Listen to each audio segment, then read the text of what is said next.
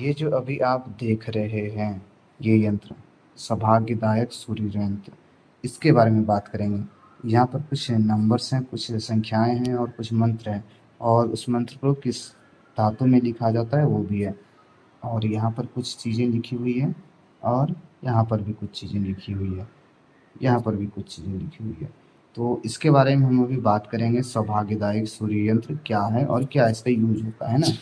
और देखिए, सिर्फ एक नहीं, और भी सूर्य यंत्र है जो कि बहुत ही बेहतरीन होता है। तो ये मैं दिखा रहा हूँ जल्दी जल्दी में, आप लोग वीडियो देख रोक कर इसे देख सकते हैं आराम से, है ना।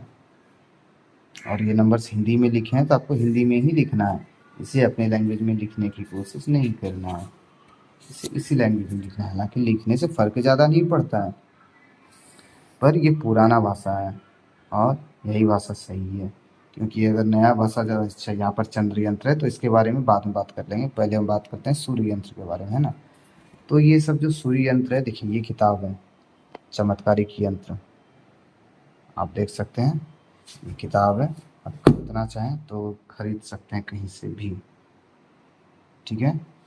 तो किताब के बारे में भी हो गया। अब बात करते हैं आगे।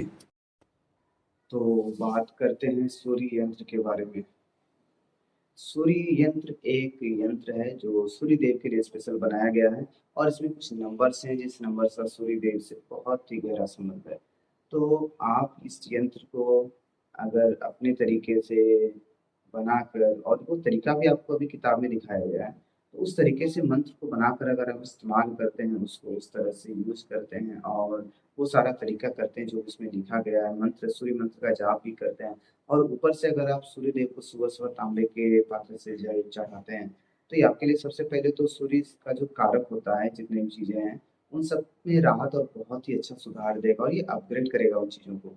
जैसे पिता और पुत्र में लड़ाई होता है, ये खत्म करेगा सबसे पहले। और कहीं भी जाइएगा तो आपका मान सम्मान होगा, क्योंकि सूर्य अगर कमजोर हो तो मान सम्मान आपको नहीं मिलेगा या बहुत कम मिलेगा, और मिलेगा भी तो बहुत संघर्ष करना पड़ सकता है। और जो आपको लगेगा कि आप जितना कार्य कर रहे हैं उतना आपको उस कार्य के अनुसार उतना सफलता नहीं मिलेगा। और जहाँ भी यदि आप किसी के कंट्रोल में अंदर में रहकर काम कर रहे हैं, या किसी बॉस के अंदर में रहकर, या किसी भी कंपनी में, या किसी किसी भी डिपार्टमेंट में, तो उसमें क्या होगा कि आपका जो सीनियर होगा वो आप पे रौब जमाएगा, और आपको कंफर्टेबल नहीं लगेगा, अच्छा नहीं लगेगा। आपको लगेगा कि आप बहुत दबे हुए हैं, दब कर काम कर रहे हैं, और आपको बहुत ही अनकंफर्टेबल फील होगा वहाँ पर, अच्छे से कार्य को कर नहीं पाएंगे। तो इसके लिए सबसे बेहतरीन तरीका, आप सूर्य, यदि आपकी कुंडली में सूर्य पीड़ित है, पाप कर्तरी में है, कमजोर है, नीच ग्रह, नीच राशि में है, शत्रु राशि में है, ऐसे ग्रह घरों में अगर, या किसी शत्रु ग्रह के साथ युति में है, तो ऐसे कंडीशन में सूर्य आपका जो होता है ना वो कमजोर हो जाता है, तो उसको थोड़ा सा पावर अप करना पड़ता है। तो जब सूर्य को पावर अप करने के लिए आप सूर्य यंत्र का यूज कर सकते हैं।